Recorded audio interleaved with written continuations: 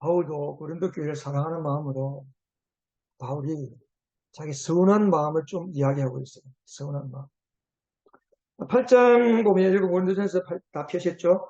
고린도전서 8장 13절에 보면 나는 음식 먹는 걸로 인해 가지고 고기 시장에서 내다 파는 고기를 먹다가 믿음이 약한 형제를 걸려 넘어지게 할까봐 평생 고기를 먹지 않겠다 그랬습니다.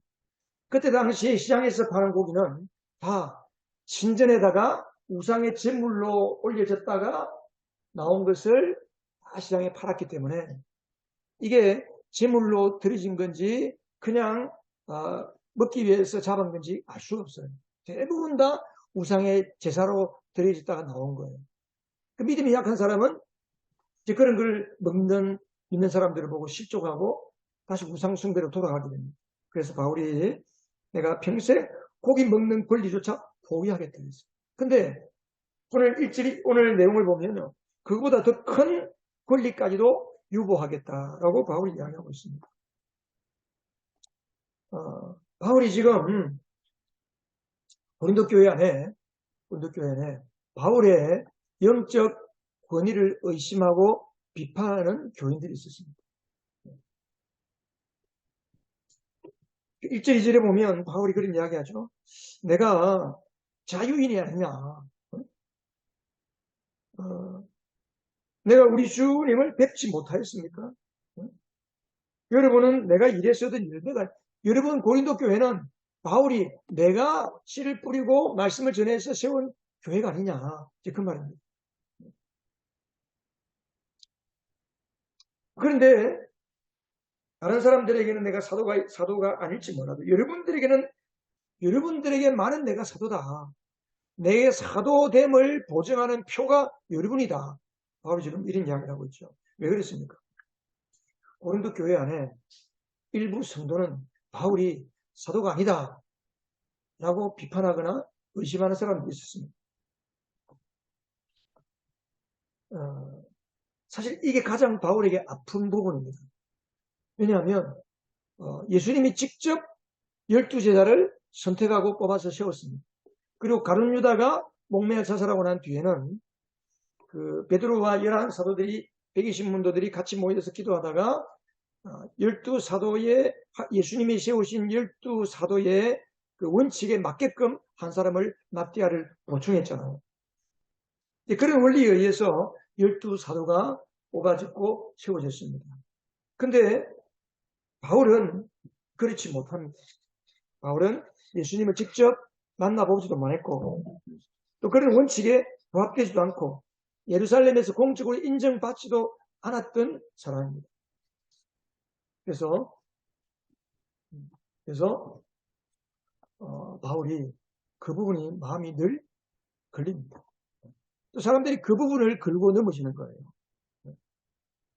근데 바울은 다메섹에서 부활하신 예수님을 직접 만났습니다. 사도행전에 보면. 그리고 그때 예수님께서 뭐라고 했습니까? 나는 너를 이방인의 사도로 보낸다. 주님이 직접 말씀해서 사도라고 보내주셨습니다. 그 증거와 표징이 바로 바울의 삶과 사역이랍니다.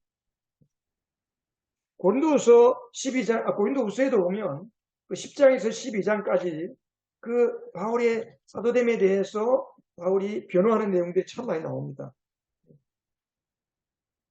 특별히 고린도후서 여기 12장 12절에 보면 나는 여러분 가운데서 일일이 참고 견디면서 놀라운 일과 기적을 표징으로 삼아 사도가 된 표징을 행하였습니다.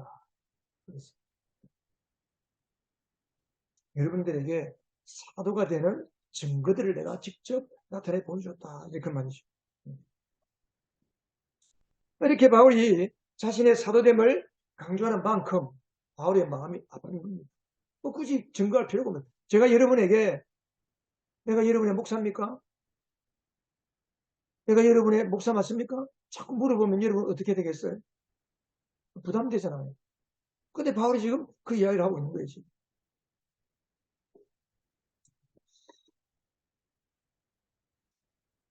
그래서 바울이 우리 다음 주에 보겠지만 바울은 스스로 권리를 유보하고 스스로 겸손해서 항상 자기 자신을 쳐서 복종시킨다. 이제 그런 이야기를 자주 합니다. 여러분, 사람마다 다 약한 부분이 있습니다. 사람마다 다 약한 부분이 있습니다.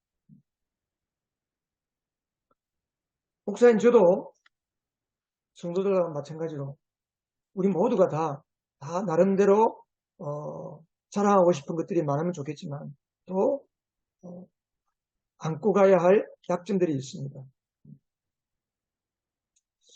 중요한 것은 서로가 가정이 되었던 교회가 되었던 공동체 안에서 뭐 세상도 뭐 마찬가지겠지만 이 사회는 남이 약한 점, 남의 단점을 딛고 일어서서 내가 잘 되려고 하는 게 세상이잖아요. 이건 공동체가 아니에요. 공동체는 뭡니까? 공동체라는 것은 서로 품어주고 안아주고 서로를 알아주는 거예요. 그래서 교회 중요한 것은 약한 부분, 모자라는 부분, 흠이 있는 부분 이런 것들을 문제시하거나 시비를 삼지 말고 도리어 약한 부분을 알아주고 인정해주고 서로 있는 그대로 받아주고 품어주는 것. 그것이 교회를 세우는 겁니다. 여러분, 교회는 같이 한번 읽어보십시다. 자, 앞에 이거 보면서 겸손하게 존중하며 서로를 품어줌으로 세워집니다. 그럼 교회라는 것, 뭐 교회뿐이 아니라 가정도 마찬가지인데 이 공동체라고 하는 것은 상대방이 있는 모습 그대로를 인정해주고 존중해주는 것. 아무리 보잘것없이 보이는 사람일지라도 인정해주고 존중합니다. 여러분, 어린아이들이 예수님께로 막 오면서 시끄럽게 떠드니까 제자들이 시끄럽다고 가라고 그랬잖아요. 근데 예수님 뭐라고 그랬습니까? 아이들이 오는 거를 금지하지 마. 우리 예수님은 어린 아이까지도 다 품어주고 인정해주고 세워주십니다. 우리 예수님은 우리가 죄인으로 있을 그때에 우리의 죄를 담당하기 위해서 십자가에 피 흘려 죽어주심으로 하나님의 사랑을 우리에게 확정해 주셨다. 주님 그렇게 말씀했습니다. 저는 여러분들이 항상 감사하고 있습니다. 무엇보다도 우리 교회가 개척을 해서 이때까지 오면서 참 작은 교회의 어려움이 있습니다. 개척 교회의 어려움이 있습니다. 어떤 교회는 개척하고 20몇 년 지나면 뭐 교회도 사람도 많아지고 뭐 중견 교회로 자라가는 부분도 있지만 어쨌든 작은 교회는 어려움이 있습니다. 그렇지만 이런 어려움, 즐거움 다 같이 하면서 여기까지 온 것이 여러분의 헌신이고 여러분의 사랑의 수고 때문임을 믿습니다. 네. 여러분이 항상 그래서 감사합니다. 제가 얼마나 부족한지 저는 잘 압니다. 얼마든지 여러분들이 주변에 얼마나 큰 교회, 모든 것이 다 갖추어져 있고 모든 것이 다 구비되어 있는 교회가 많잖아요. 그런데 그런 교회로 가서 그냥 신앙생활하고 헌금 부담 없는 교회로 가서 그냥 적당하게 신앙생활을 하면 뭐 될 수 있어요. 근데 그런 교회로 가지 않고 우리 교회로 몸담고 같이 함께 공동체를 이루고 신앙생활하는 거 참 감사하게 생각합니다. 저는 참 부족한 게 너무 많아요. 어떤 의미에서는 목사의 자질이 없는 사람이 목사가 된 사람일 수도 있어요. 어떤 분들을 보니까요, 목회하면서 한 번도 40년 동안 목회를 하면서 한 번도 화를 내지 않았다는 분이 있더라고요. 야, 그분은 정말 예수님 같다는 생각이 들었어요. 그 교회가 막 부흥했다는 거예요. 정말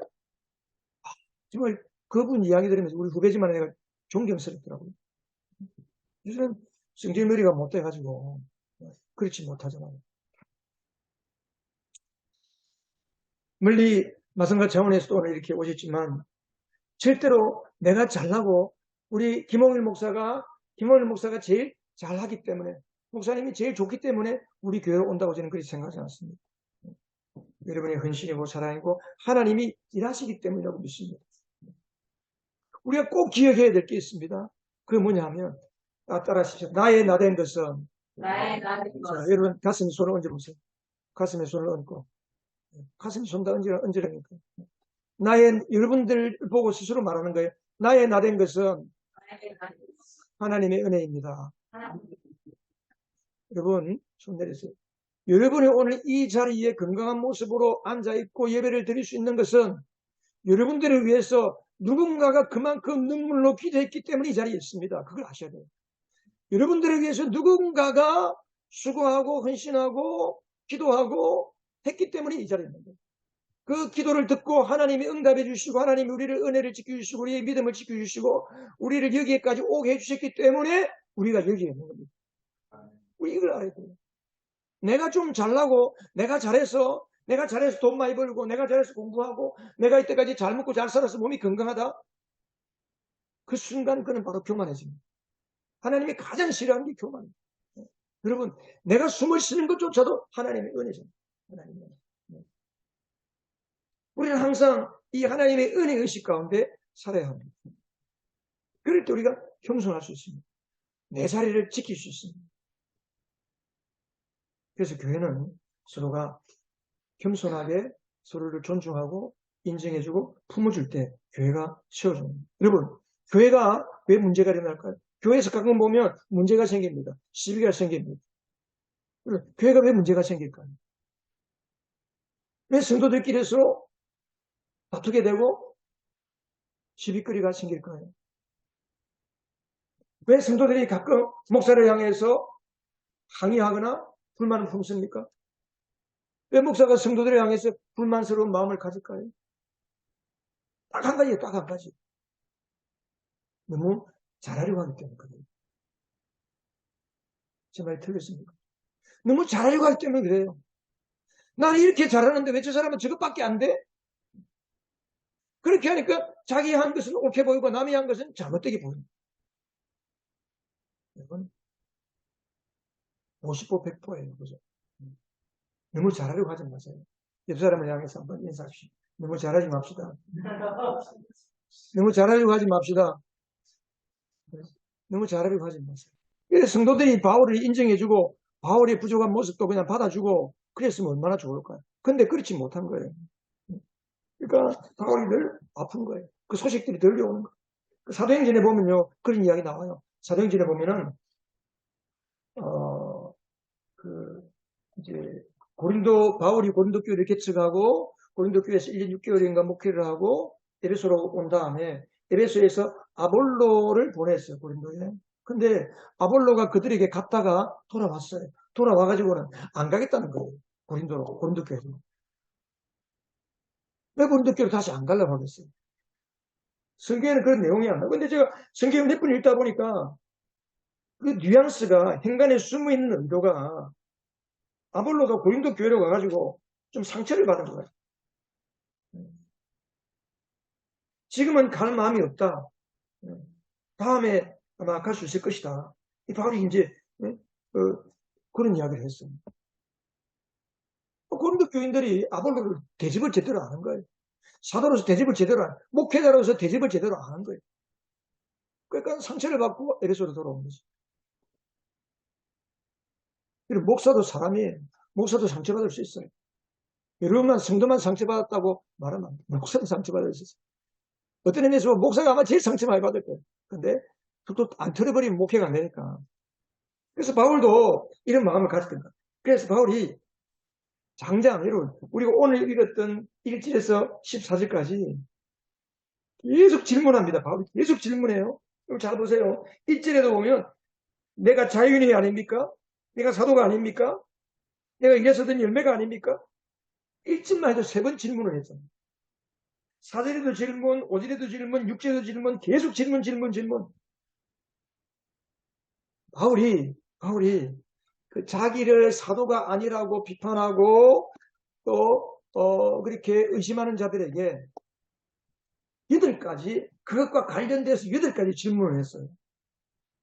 3절부터 보면은 나를 비판하는 사람들이 이렇게 답변합니다. 그렇죠? 여러분 성경책 펴셨어요? 성경책 펴시고 보세요. 첫 번째 무슨 질문했어요? 우리는 먹고 우리라는 것은 바울이나 아볼로 같은 요즘 말로 말하면 목회자 우리가 먹고 마실 권리가 없느냐? 두 번째, 오전에는 뭐예요? 우리도 베드로처럼 주님의 동생들, 이게 주님의 동생들은 누구냐면 유다나 야고보를 이야기합니다. 예수님 육신의 동생. 주님의 동생이나 게바, 베드로처럼 자매를 다리고 아내를 데리고 결혼을 할 권리가 우리가 없단 말입니까? 또 세 번째, 6절에 보면 나와 바나바에게만은 노동하지 않을 권리가 없단 말입니까? 7절에 군에 복무하는 사람이 자기 비용을 가지고 군에 복무하는 사람이 있습니다. 영인이 군대 가서 이렇게 먹고 자는 거 집에서 생활비 보내주셨어? 알잖아요. 생활비 주는 게 아니고 요즘은 군대 가면 월급을 얼마나 받지? 앞으로는 뭐 월급을 한 달 200만 원 준다고 그러는데 아직 은퇴하고 군대 가면 좋겠어요.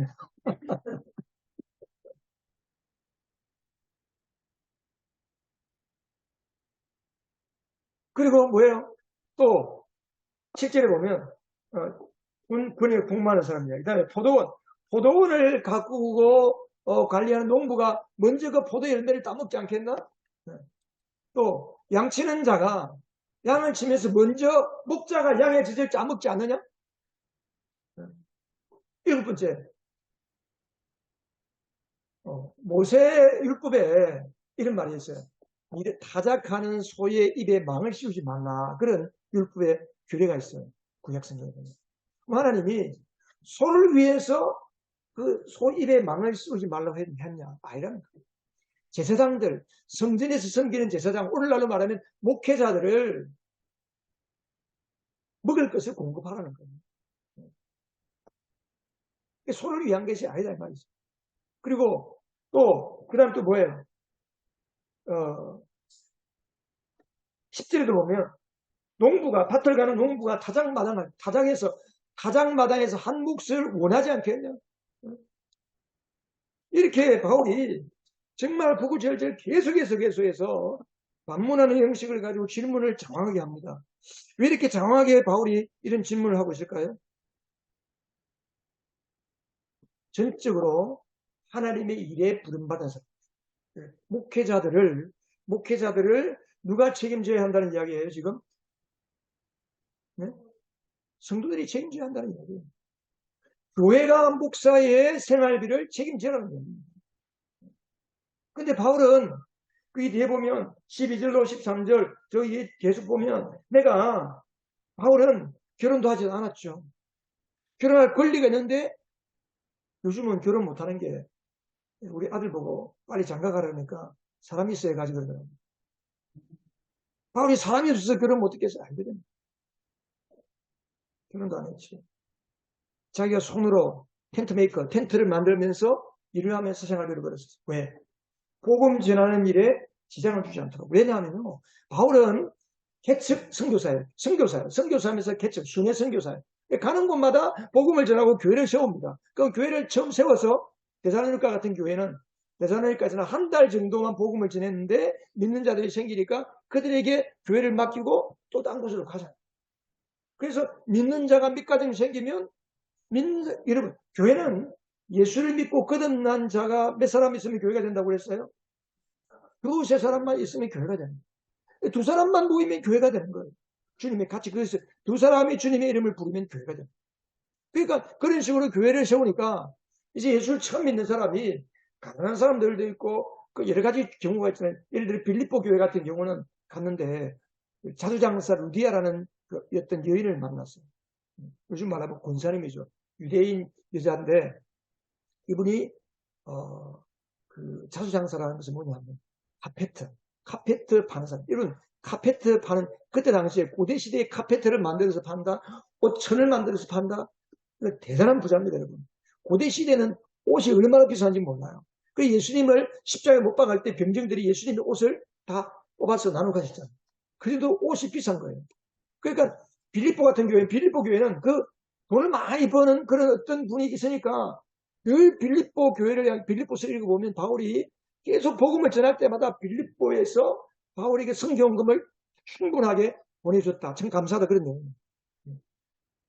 이제 돈이 있는 성도들이 있는 교회는 경제적인 책임이 있으니까 재정적인 책임이 있어야 괜찮은데 재정이 약한 사람들은 그들에게 부담을 쥐어주기 못하니까 목회자 사람이 부담이 되니까 그래서 바울이 직접 손으로 일하면서 벌어서 생활비를 보충했습니다. 그것도 가능한 것이 바울은 가정이 없잖아요. 가정이 없잖아요. 가정이 없으니까 얼마든지 그렇게 할 수 있어요. 근데 오늘날 목사에게 목사님이 알아서 돈 벌어서 하세요.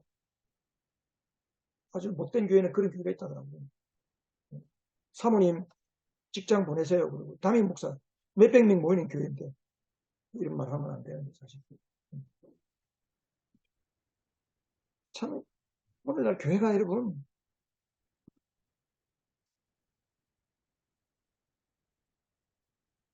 참 그래 하나님 보실 때 얼마나 마음이 아프겠어요.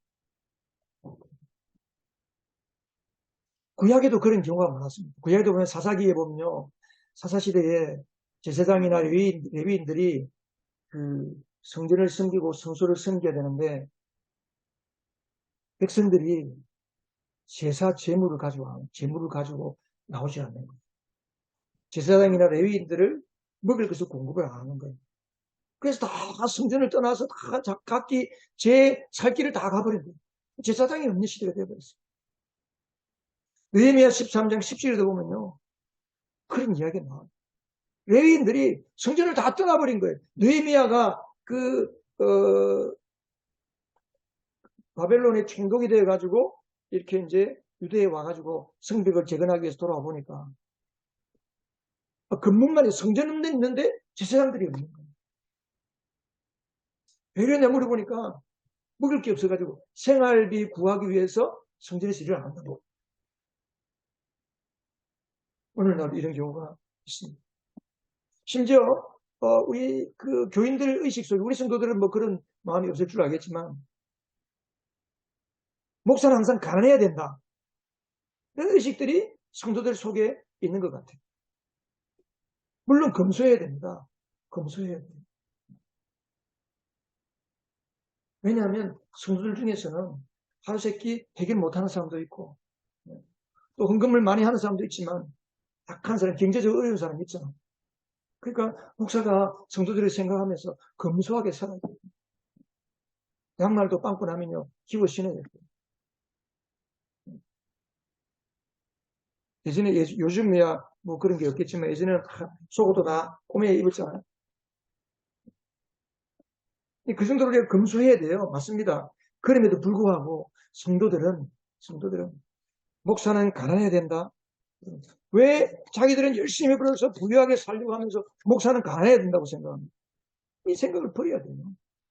여러분, 제가 조금 있으면 이제 얼마 안 있으면 저도 이제 은퇴할 거네. 부임자가 옵니다. 그러면 부임자를 여러분이 책임지고 생활비를 책임지지 주지 않으면 누가 올리고 하겠어요? 안 그렇습니까, 여러분? 제가 헌금에 대한 설교 이렇게 평생 목회하면서 이 설교를 처음 할 거예요. 네, 여러분들이 알아야 됩니다. 제가 해보니까 20몇 년 동안 교회를 개척하고 쭉 목회하면서 성도들에게 헌금에 대한 설교를 하니까 물질적으로 복을 못 받더라고요, 우리 성도들이.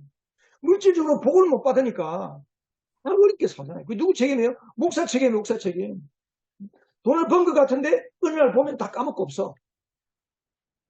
목사가 물질 생활을 제대로 안 가르쳤기 때문에 하나님이 원하시는 경제 생활을 하도록 가르쳐야 되는데 그걸 못했기 때문에 그렇구나. 지금 그런 생각이 들어서 오늘 말씀합니다. 요즘은요 신학교가 미달 사태예요. 금년에 보니까 우리 서울신학대학은 미달이 아니라고 하는데 하여튼 언론에 보면요 모든 신학교가 다 미달입니다. 미달 0.56대 1 뭐 하여튼 다 미달이에요. 왜 젊은이들이 신학교 안 가려고 그러겠어요? 목회가 어렵다, 힘들다. 그리고 요즘 젊은이들은 뭐 신학교 가는 학생들 마음속에도 하나님보다 돈이 위에 가는 사람들이 많거든요. 그러니까 목회를 하면 돈 안 된다. 가봐야 뭐 돈 안 된다. 그 생각 아주 잘못되겠지만 그런 것 때문에 또 목회 현장이 너무 어렵다. 왜? 지금 한국 교회나 전 세계 교회가 지금 교회는 쇠락하는 시대입니다. 교회는 이미 망하기 시작했습니다. 주님 오실 때 가까이 왔습니다. 지금. 교회가 부흥하는 것은 극히 힘든 시가 되었어요. 코로나 통해서 다 반타작 돼버리잖아요. 반타작. 그 이화여대 해마다 이화여대에서는 조사를 합니다. 결혼 배우자 자기 배우자 상대 직업이 무엇인지를 조사를 하는 게 있다는 거예요. 그러니까 제가 신학교 다닐 때 우리 교수들이 이제 교수님들 그런 이야기 자주 했습니다. 그래서 옛날에는요, 목사의 이화지대 다니는 학생들의 배우자 순위가 목사가 얼마인가? 이발사 다음이었어요. 이발사 다음. 근데 한때는 목사의 순위가 의사 다음이었는데 어디 있었어요. 교회가 부흥할 때. 다 옛날 이야기죠. 여러분, 바울은 자기가 이런 권리를, 내게 이런 권리를 달라, 내가 생활비에 달라, 그 말하는 게 아니라는 거예요. 왜 바울이 이렇게 이토록 자신의 권리를 유보하면서도 사도 됐다는, 내가 사도라고 하는 것을 강조할까요?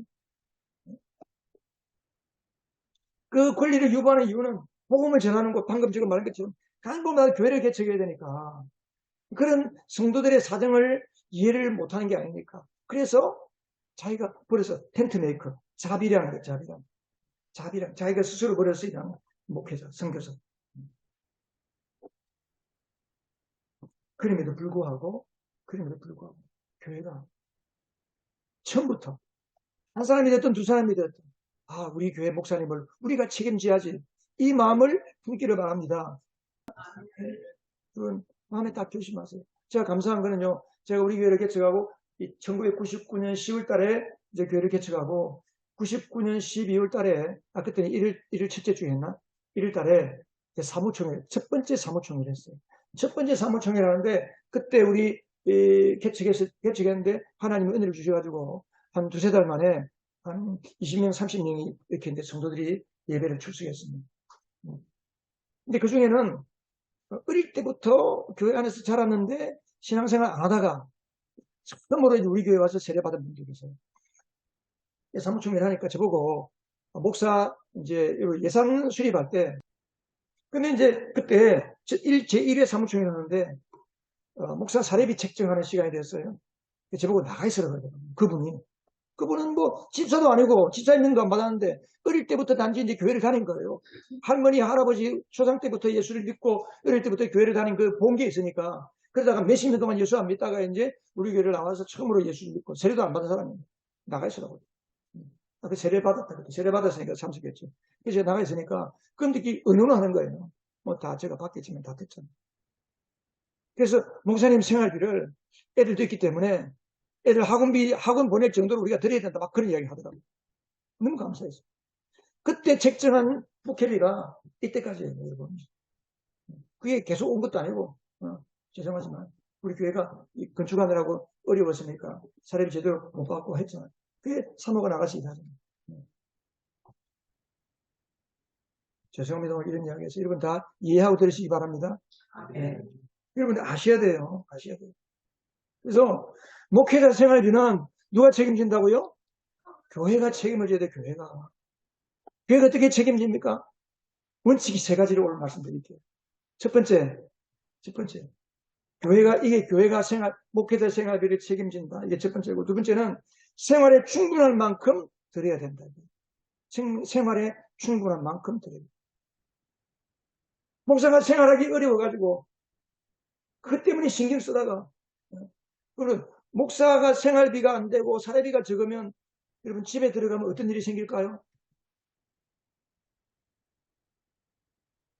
어때? 여러분 월급날 월급 조금 받아 조금 가지고 와서 아내한테 주면 어떤 일이 생길까요?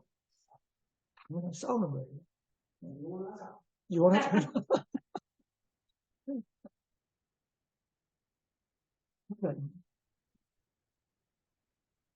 요즘은 시대가 힘들어요. 그냥 생활비 안 주면 그냥 갚아버려요. 그냥 말도 소리 소문도 없이 갚아버려요. 그냥. 세 번째는 교회 재정 자립을 내가 책임져야 되겠다는 마음을 가지고 기도하시기 바랍니다. 세 가지. 목사의 사례비는 교회가 책임집니다. 교회라는 것은 여러분들이 교회예요. 두 번째는 충분한 생활비를 드려야 됩니다. 세 번째는 재정 자립을 위해서 내가 책임지고 기도해야 됩니다. 물론 우리 교회 성도들 최선을 다해서 헌금하고 최선을 다해서 섬기는 거 알고 있습니다. 그럼에도 불구하고 여러분, 우리 성도들이 물질적으로 부유하지 못하고 힘든 이유가 뭡니까? 물질의 주도권을 여러분이 쥐고 있기 때문에 그래요, 여러분. 여러분, 여러분의 경제를 하나님이 경제권을 쥐고 있으면 좋을까요? 여러분이 경제권을 쥐고 있으면 좋을까요? 왜 하나님이 쥐고 있으면 좋을까요?